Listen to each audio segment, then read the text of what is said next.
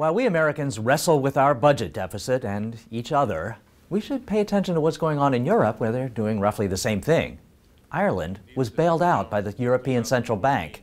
As a condition for the loan, the Irish government will axe 25,000 jobs and add about $6.5 billion in new taxes. Just what a country with 14% unemployment doesn't need. Portugal passed a belt-tightening budget that might, but probably won't, head off a need for that nation too to seek a bailout.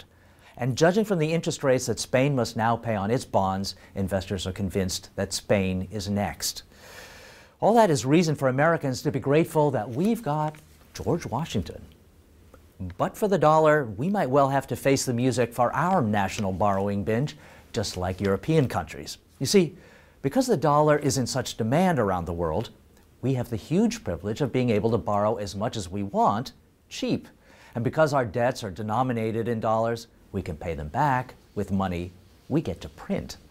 The Irish, Greeks, Portuguese, and Spaniards, on the other hand, borrow in euros, and they have to control their debts the old-fashioned way, by cutting spending and raising taxes.